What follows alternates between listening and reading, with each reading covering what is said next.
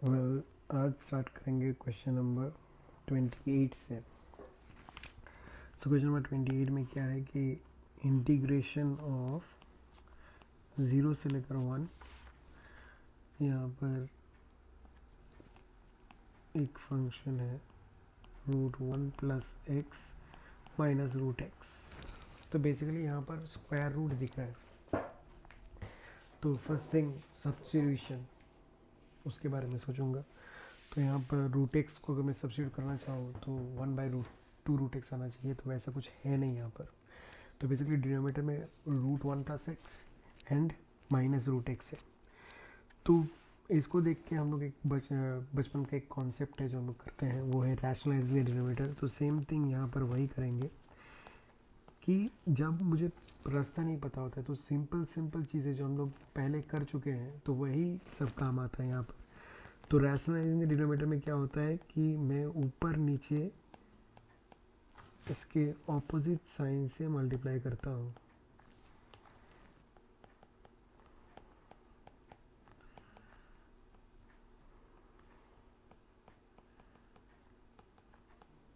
तो ये करने के बाद क्या हो गया कि अभी जो मेरा स्क्वायर रूट है वो ऊपर में है और नीचे का जो स्क्वायर रूट है वो हट जाएगा। उसका रीज़न है a² माइनस b²। तो 1 प्लस एक्स माइनस एक्स ऐसा कुछ होगा। तो यहाँ से क्या हो रहा है कि ये जो x और ये x कैंसिल हो गया।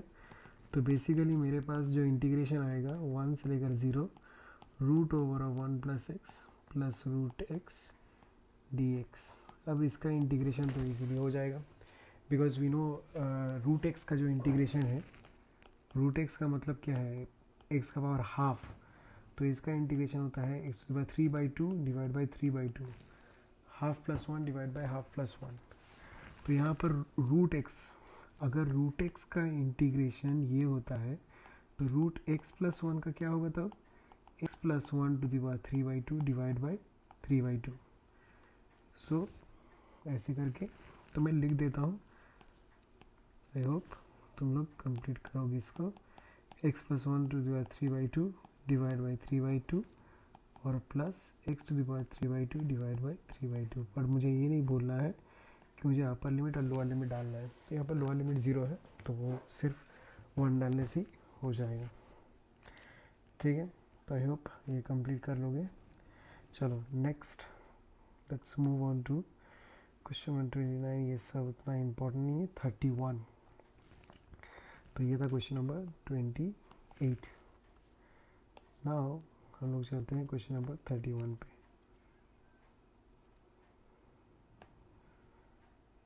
सो व्हाट वी हैव,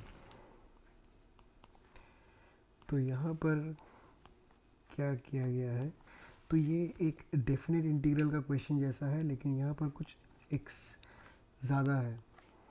वहाँ पर जैसे एक हुआ रहता था मॉड्यूलस, बट यहाँ पर 3 मॉड्यूलस है। तो मुझे ये 3 मॉड्यूलस के बारे में सोच करके ये इंटीग्रेशन करना पड़ेगा। तो फर्स्ट थिंग फर्स्ट, इस क्वेश्चन को अप्रोच करने का तरीका यही है कि मुझे जानना होगा ये जो टर्म्स x-1 मॉड्यूलस हटाना होगा। तो मॉड्यूलस हटाने का तरीका ये है कि मुझे एक काम करना है, फर्स्ट ऑफ ऑल एक नंबर लाइन ड्रॉ करना है। अब नंबर लाइन ड्रॉ करने के बाद मैं ऑल दोज पॉइंट्स पे जहाँ पर ये x-1 modulus of x-1 modulus of x-2 modulus of x-3 वो ज़ीरो जहाँ हो रहा है मैं वो पॉइंट्स मार्क करूँगा। तो एक है 1, दूसरा है 2, तीसरा है 3। अब ये मार्क करने के बाद अब मैं देखूँगा कि अगर मैं 1 से कम कोई भी एक नंबर लेता हूँ, सपोज 0, तो 0 लेने से ये तीनों के तीनों ही नेगेटिव होते हैं। और नेगेटिव होने से मुझे पता है कि f(x) जो है, तो अगर x का वैल्यू लेस देन 0 हुआ, तो मैं ये मॉड x के बारे में डिस्कस कर रहा हूँ। अगर x का वैल्यू लेस देन 0 हुआ तो f(x) माइनस x होता है, और अगर x का वैल्यू ग्रेटर देन 0 हुआ तो f(x) x होता है। तो सिमिलरली यहाँ पर अभी क्या हो जाएगा, सिंस x लेस देन 1 है तो लेस देन 1 के लिए, अच्छा एक बात है यहाँ पर मुझे लेस देन 1 देखना ही नहीं है, इसीलिए क्वेश्चन ध्यान रखना है क्यों लेस देन 1 देखना नहीं है, क्योंकि यहाँ पर लिमिट 1 से स्टार्ट कर रहा है, तो 1 से स्टार्ट कर रहा है, तो मतलब ये रीजन चाहिए नहीं मुझे, ठीक है। तो 1 से लेकर 2 के बीच में, तो 1 से लेकर 2 के बीच में 1.5 ले करता है। तो अब अगर मैं 1.5 यहाँ पर पुट किया तो ये पॉजिटिव वैल्यू देगा, यहाँ पर पुट किया तो ये नेगेटिव वैल्यू देगा, यहाँ पर पुट किया तो ये नेगेटिव वैल्यू देगा। अब मॉडुलस क्या करना चाहेगा, नेगेटिव को पॉजिटिव बनाना चाहेगा, तो जो पॉजिटिव है उसको मॉडुलस कुछ नहीं करेगा, तो वो x-1 ही रहेगा। लेकिन जो नेगेटिव है उसको पॉजिटिव करने के लिए उसके आगे एक नेगेटिव साइन डाल देगा। सिमिलरली x-3 में भी वही केस आएगा, तो यहाँ आ रहा है x-1 minus x plus 2 minus x plus 3, तो ये x गया, तो मुझे मिलता है यहाँ पर 2 और ये 1, तो 4 माइनस एक्स। तो ये हो गया 1 और 2 के बीच में 4 minus x, function 4 minus x होगा। और नेक्स्ट थिंग अब हम लोग चेक करेंगे 2 और 3 के बीच में, 2 और 3 के बीच में लाई करता है 2.5, तो 2.5 के केस में क्या होगा कि 2.5 के केस में ये पॉजिटिव रहेगा, ये अभी पॉजिटिव बन जाएगा 2.5, पर ये नेगेटिव रहेगा, ठीक है।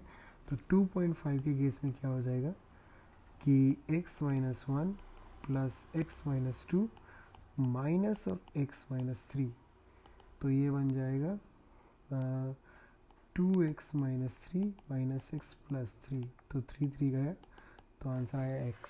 सो 2 और 3 के बीच में होगा x। अब last one we have that is greater than 3। अब ग्रेटर देन 3 कितना हो सकता है, लास्ट एंड पॉइंट क्या है 4, तो मतलब 3 और 4 के बीच में कोई भी एक नंबर, सपोज 3.5। अब अगर मैं 3.5 पुट करूँगा तो पहला वाला पॉजिटिव पॉजिटिव, ये भी पॉजिटिव, अब 3.5 पुट करने से ये भी पॉजिटिव बन जाएगा।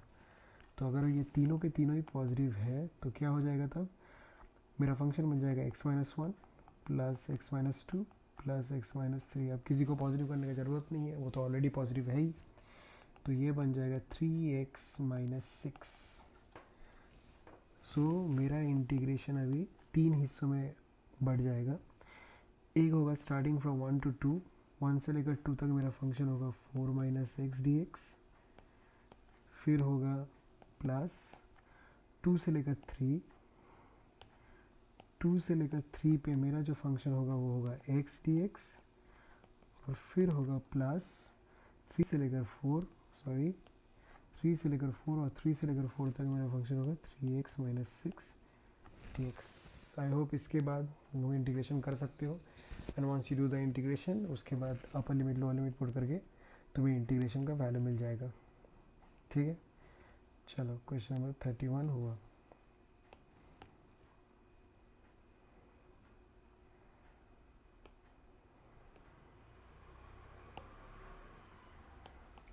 Okay, now we have question number 32. So question number 32 is quite obvious, हम लोगों ने पहले भी ऐसा कुछ डिस्कस किया है। तो यहाँ पर यस मुझे पता है यहाँ पर अपर लिमिट लोअर लिमिट है, लेकिन मेरा अप्रोच देखना पड़ेगा कि क्या वो कोई भी प्रॉपर्टी यूज़ करके ये कुछ हो रहा है। द मोस्ट इम्पॉर्टेंट प्रॉपर्टी जो मैं बार बार कहते आ रहा हूँ डेफिनेट इंटीग्रल में है, ए से लेकर b f x d x is equal to a से लेकर b f of a plus b minus x d x. अब ये प्रॉपर्टी अगर मैं यहाँ पर यूज़ करूँगा तो वो कुछ फ़ायदा नहीं है, तो बेसिकली ऐसा हो जाएगा 2 minus x whole square then 2 minus x plus 1, तो ये और भी ज़्यादा कॉम्प्लिकेटेड हो गया, कुछ सिंप्लीफाइड नहीं हुआ।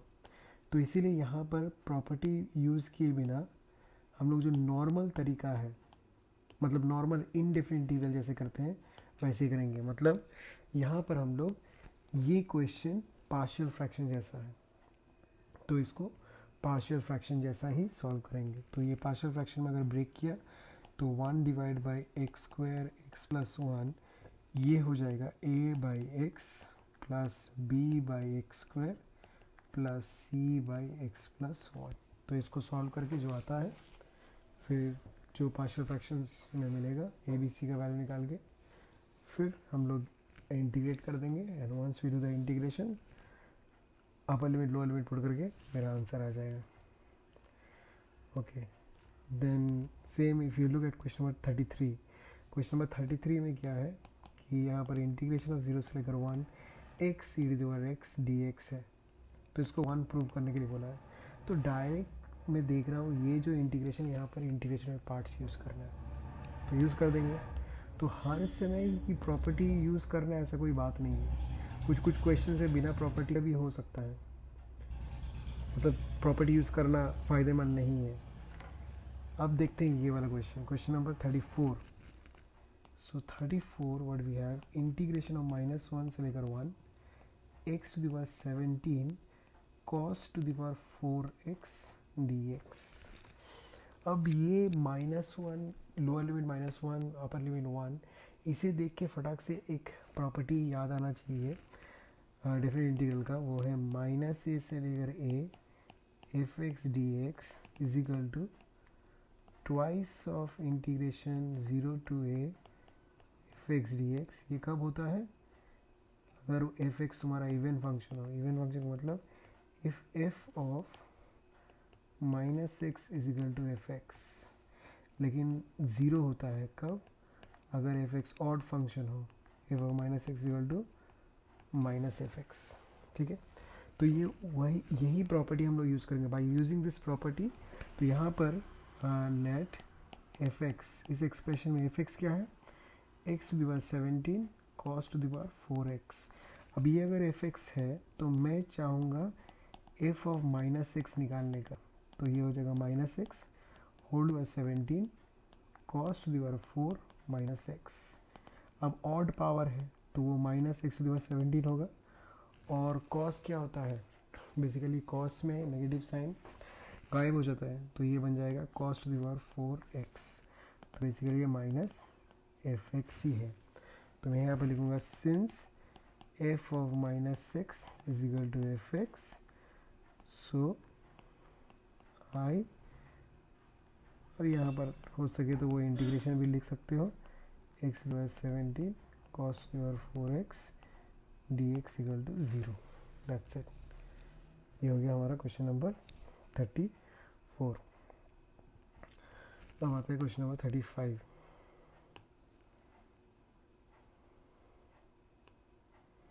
सो क्वेश्चन नंबर 35 में क्या है कि यहाँ पर मुझे ऑड पावर दिख रहा है, साइन का साइन क्यूब एक्स दिख रहा है. और मैंने कहा ही था whenever we see odd power, जब भी ऑड पावर दिखे तो हमें क्या कर लेना होता है कि एक साइन एक्स ऐसा रखेंगे और दूसरा जो हुआ sine square x d x. अब उसी sine square x d x को हम लोग कर देंगे sine x 1 minus cos square x d x. ठीक है, अब ऐसे करने के बाद हम लोग डायरेक्ट यहाँ पर सब्स्टिट्यूशन यूज़ कर सकते हैं. Let cos x equal to t, तो differentiating with respect to x, तो ये बन जाएगा माइनस साइन एक्स, ये बन जाएगा d t by d x. तो ये हो गया sine x d x equal to minus d t. लेकिन अब एक चीज़ ध्यान रखना है, ये जो क्वेश्चन हम लोगों ने पिक किया है ये डेफिनेट इंटीग्रल का है, तो इसलिए अपर लिमिट और लोअर लिमिट भी चेंज हो जाएगा अगर हम लोग सब्स्टिट्यूशन करते हैं तो. तो यहाँ पर लोअर लिमिट पहले अगर मैं चेक करूँ तो लोअर लिमिट बेसिकली क्या है यहाँ पर, x equal to pi by 2. तो अब t जो हो जाएगा वो होगा cos pi by 2 that is 0. और अपर लिमिट क्या हो जाएगा, अपर लिमिट हो जाएगा x इक्वल टू क्या है अपर लिमिट, उल्टा कर दिया सॉरी. तो यहाँ पर लोअर लिमिट है 0 और cos 0 that is 1. Upper limit है pi by 2 that is t is equal to cos pi by 2 is equal to 0. तो यहाँ से मेरा इंटीग्रेशन जो हो जाएगा वो होगा नीचे है 1, ऊपर है 0, उसके बाद sign x d x, sign x d x की जगह पे लिखेंगे माइनस टी, लेकिन उसको मैं अभी नहीं डालूँगा, पहले ये लिख लूँगा 1 minus T square minus d T. तो आई होप इसको सॉल्व कर लेना, ठीक है। चलो तो नेक्स्ट देखते हैं क्वेश्चन नंबर 36। ये क्वेश्चन नंबर 35 था। अगेन 36 में क्या देख रहा हूँ मैं, ऑड पावर है।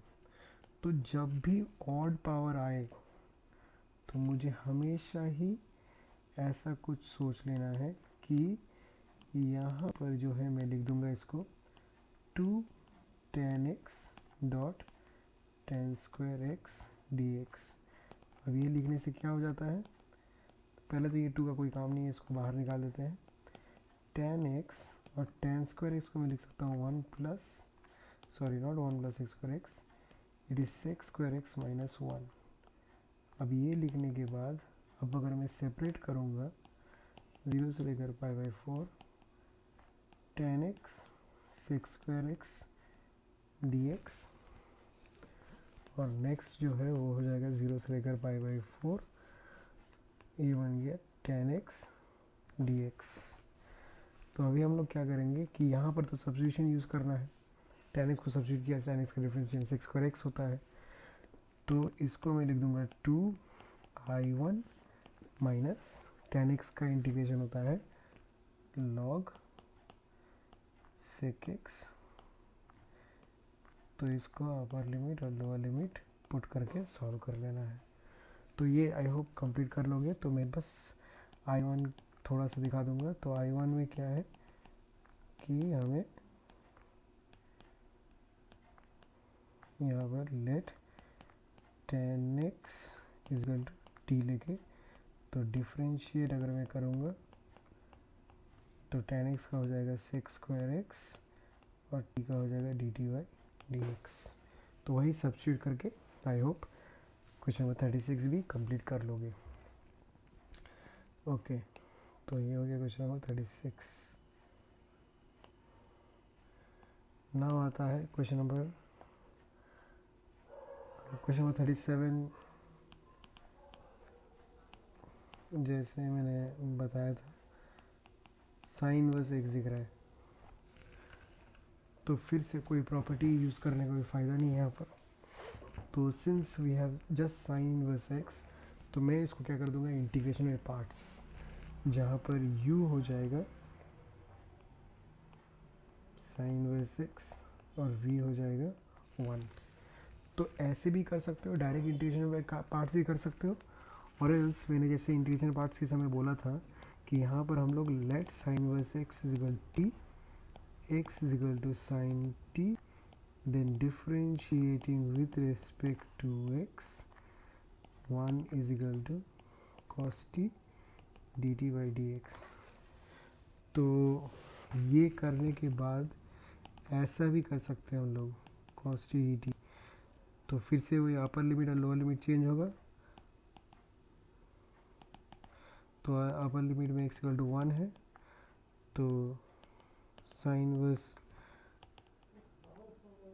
तो मेरा t क्या हो जाएगा sine inverse 1 that is equal to pi by 2, और लोअर लिमिट जो है वो क्या है x इक्वल टू 0, तो वो बन जाएगा t is equal to sine inverse 0 that is equal to 0। तो मेरा i हो गया 0 से लेकर pi by 2, sine inverse x की जगह पे मैं लिख दूंगा t, और dx की जगह पे लिख दूंगा cos t dt। इसको इंटीग्रेशन में पार्ट्स करके तुम्हें सॉल्व कर लेना होगा। Okay, so this is how we do question number 37। Now अब है यहाँ पर क्वेश्चन नंबर 38। तो इसको अगर देखूँगा e to the power x plus e to the power minus x, तो इसे कैसे करना है। तो यहाँ पर एक काम करेंगे, ये सिंपल है। E to the power minus x को मैं अगर 1 by e to the power x लिखता हूँ तो एलसीएम करेंगे तो वो बन जाएगा e to the power 2x plus 1 divide by e to the power x, तो ये बन जाएगा e to power x divide by e to power 2x plus 1। अब जैसे ही ये दिखा तो ऊपर में e टू पावर x है, तो कहीं ना कहीं मुझे ये पता है कि e टू पावर x को डिफ्रेंशिएट करने से e टू पावर x ही होता है। तो यहाँ पर let e to power x equal to t substitute कर देंगे।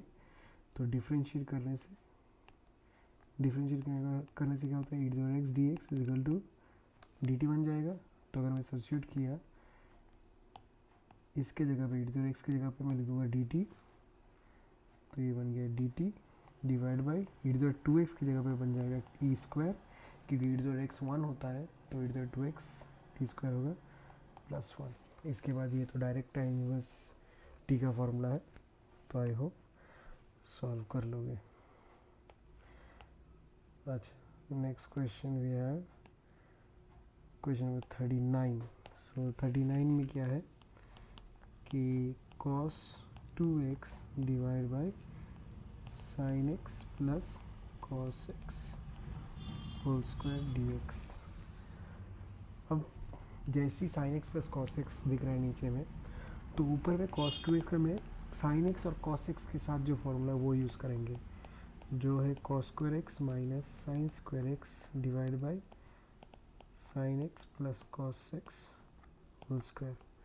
अब मुझे दिख रहा है ये cos square x minus sine square x, ये तो a square minus b square जैसा है, तो इसका a plus b into a minus b होगा।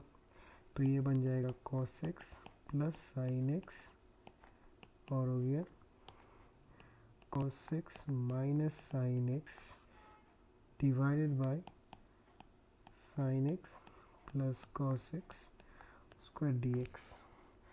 तो यहाँ से I can cut this one और एक पावर कट हो जाएगा, तो इधर आ जाएगा cos x minus sine x और नीचे है sine x plus cos x। तो it's quite obvious, you can see इस नीचे वाले को अगर मैं डिफ्रेंशिएट करता हूँ, साइन x का डिफ्रेंशिएट होता है cos x और cos x का होता है माइनस साइन x।